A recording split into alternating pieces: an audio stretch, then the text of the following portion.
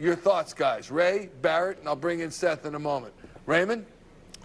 Well, you're as stunned as we all are. No, I mean you pretty well covered it, Mike. I mean, this was there's no other way to describe it. It was an embarrassing performance by this team. And you know, you talk a big game all week. You talk it's all beat Dallas week, big rivalry. We know what this means, how important this is. and then you come up tonight and you coach like this and you play like this. This was really embarrassing. I mean, and you pointed it out, Mike. I mean, it's against your biggest rival. It's on national television. It's on Monday Night Football. I'm sure they made the point this week that this is a big game for us because we got some really tough games coming up. Well, what gives you the thought, anybody watching this game, that this team can be competitive with the Chiefs, or they can be competitive with the Tampa Bay Buccaneers, or maybe even competitive on the road against Carolina or the Raiders right now? You know, this was really bad. And one of the things that jumps out at me watching this game is, what is their offense? What is it? There's no shape to it. There's no rhythm to it. There's no pattern to it. There's no identity to it, Mike. You know, there's no attempt to. There's not even an attempt to establish any kind of a running game. They don't even think about trying to run the ball. Their offense right now consists of, let's put number one in the shotgun, let's snap him the ball, and let's let him run around and try and make a play. Well, you know what? That might work in high school. It might work in Division III college, but it ain't going to work in the NFL. And if Nick Sirianni's going to get this thing turned around and back on the rails and head it in the right direction, he's going to have to go. This is one of those back to the drawing board games. And you got to go back to the drawing board this week, and you got to start rethinking your offense, because right now I'm not even sure you have one. Yeah, there's Jordan Mailata walking through, the left tackle that has sprained his knee, which caused the entrance for Andre Dillard. By the way, that golf cart contained the Jeffrey Lurie crew coming up, Jeffrey Lurie and Howie Roseman and family, as they were dropped off at the locker room. And I'm wondering if you're Jeffrey Lurie and you're Howie Roseman, if running through your mind at all is, did we make the right choice? Was this the right choice? I know it's 3 games into the Nick Sirianni era. I get that. Jalen Hurts as well. But when you look at what we saw, there's Darius Slay right there and Devontae Smith coming off the field. And when you just running this through your mind, Barrett, I don't know if, you know, Ray said go back to the drawing board. They might have trashed the drawing board and melted all the crayons. I don't know. What do you think happens here? There was no rhyme or reason to what we were doing on the offensive side of the ball. Defensively, I saw the same thing. I don't see a game plan on which they're trying to execute. There was nothing on there that I could see or get a pulse on what they were doing to try to do anything to get ahead in this game. I mean, from the very start of the game, we dropped back, we're throwing the ball. We didn't run the ball until, like, what, halfway through the first half? And then that's just one time. We ran one time in the first half, then one time in the second half, and we expect to be any type of anything in the NFL, not just the division, not just, you know, in the NFL period. You know, you cannot go in running 3 called run plays and think you're going to be successful in this league. You can't go in and have as many penalties they had and think you can be successful in this league. There was nobody that stepped off that bus besides, what's his name, Aaron Sapos, or the punter. The punter, oh, he came. He came with a mission. He wanted to make sure he was balling. That's the only guy that came in and balled. Everybody else at this point, I can't say they did anything other than just lay an egg. Right. Jake Elliott was okay. Like we saw during the Andy Reid years, we had a lot of Sundays, and Monday nights too, where we sometimes sat here and said, how in the world can they not run the ball more than they're running it now? And Andy had those games, and he had those nights where he just got it completely away from the run. But not like this. Not like this. You go a whole game, and the running backs touch the ball 3 times? Yeah. I mean, Andy, on his craziest out there West Coast offense night, never had a game where he shunned the running backs to the degree that the Eagles did tonight. Yeah, this was a blowout at halftime as we bring in Seth Joyner, but it was still a game at halftime. I mean, 20-7, Seth, is not insurmountable. But the way in which Dallas scored, they score off the kickoff.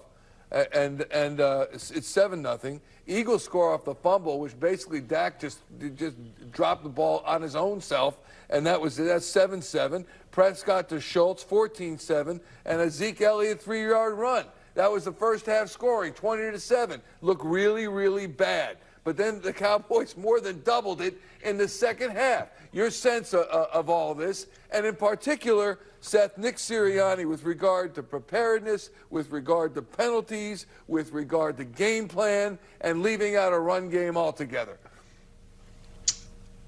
Well, gentlemen, That's I really enough, don't Seth. even know where to start.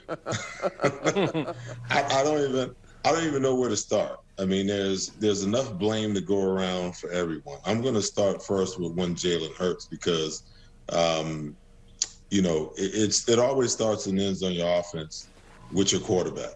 Even if the coach is making calls that aren't beneficial to a successful outcome, whatever it's called, you got to figure out a way to execute it. His throws were off. His timing was off. I'm not sure that Jalen Hurts isn't a one-read quarterback at this point. When I watch him play, he's looking at one receiver and one receiver only. The defenders are cueing his eyes. And if that guy's not open, then he takes off and he runs. Now, I don't know whether he's being coached to do that, whether he can't get through a progression, or whether Nick Sirianni, this is just the way his offense works. But that's problematic. And I see a regression going on with Jalen, even though the numbers, look gaudy like you talked about. It's problematic from how he played last game, and you didn't see any progression in this game here. The other thing is, the thing that worried me tonight was whether the Eagles could weather the storm. Because you knew that Dallas was going to come out, and they were going to come out on fire with everything going on, with Dak being back since his first injury, with all the guys going into the Ring of Honor, their first home game in Jerry World. I talked about it on my podcast last week. I said, if I was Nick Sirianni, I would have went through – I don't think these young guys really understood the gravity of who they're playing, who they played tonight. Because I just didn't see the fire. I didn't see the effort. I didn't see any of it. Seth, let me just stop you real quick, just before you go any further. Nick Sirianni apparently last night played an entire film narrated by Eagles greats. You should have been in there on the voiceover as well. I don't know if you were or you weren't, to illustrate to the current team how big a game this was. That's what they played the night before they played the Dallas Cowboys. Go ahead. I just wanted to put that in there. Well, the night before, Michael, really doesn't do a whole lot. I talked about it on my podcast last Tuesday. I said, when those guys show up on Wednesday, okay, I'm going to stand every young guy who's never experienced the Eagles versus the Cowboys. I'm going to stand them up. I'm going to take a guy like Devontae Smith, and I'm going to say to him on Wednesday, not Saturday, not Sunday night before the game, on Saturday, on Wednesday, okay? Now, the only rivalry the greatest rivalry is the Iron Bowl, Alabama against Auburn, okay? You know how much you hate the Auburn Tigers, okay? The Philadelphia Eagles, Dallas Cowboys rivalry, multiply it by 10, okay? Then I'm going to every single young guy and every rookie, and I'm going to pull their school out, Jalen Reagor, okay? I don't know whether your rival is Texas or Baylor, okay? But I want you to look at that rivalry, and I want you to multiply it by 10, okay? I want to go through every young guy on the roster, and I want to do that so they understand the gravity. So when we go to work starting on Wednesday, you understand where we're going and what this rivalry is all about. I don't think they really understood what they were walking into, some of these young guys, okay? That's a part of it. Okay, then you got, the coach wore a Beat Dallas shirt, Seth, all week. Isn't that enough? He wore a Beat Dallas shirt. No, because I think we're all very quickly going to, the cliches, the rent due, the 5 core principles, the shirts and all of that nonsense. We're going to all get to a point where that's going to wear thin pretty darn quick if this is the way this team is going to perform, because it's empty words falling on empty ears, and you're not getting the action that you actually need from your team and your coaching staff to make it work. Listen, this coaching staff was out coached. I'm going to start with Nick Sirianni. There's no way that you can play a full game and your premier running back only touches the ball twice, okay? You came out, you put the ball in essentially a rookie's hands, and you said, go win us the game. You cannot do that. On the defensive side of the ball, we had no answer.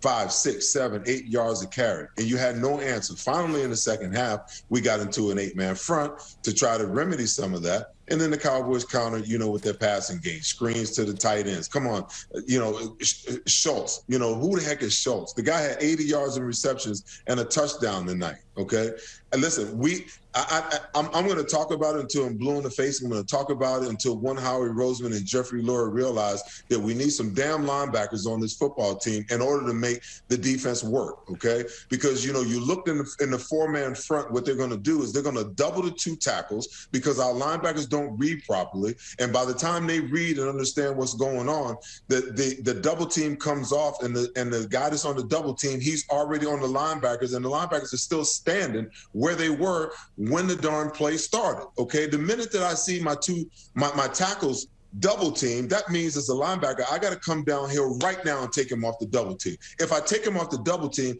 then I'm in my gap. I allow him to be in his gap, and now we can play the run effectively without giving up 5, 6, 7 yards every single run. And once they started running the ball, okay, Nick Sirianni, take a lesson from this. Once the Dallas Cowboys start running the ball effectively, their entire playbook was completely open. They could run anything that they wanted, and everyone was on their heels. Our defensive backs don't challenge anyone. They sit back and wait. They don't challenge anyone. You're not going to cause any turnovers. You look at Tavon Diggs. He took the Heisman Trophy winner and made him look like a high school wide receiver tonight. You want to know why? Because one, he knew the guy. He did his homework. He was prepared. And thirdly, he got him and said, you know what? You might be a number 1 draft pick. You might be the guy, but I'm going to challenge you. I'm going to challenge you at the line of scrimmage all night long. And he made him ineffective.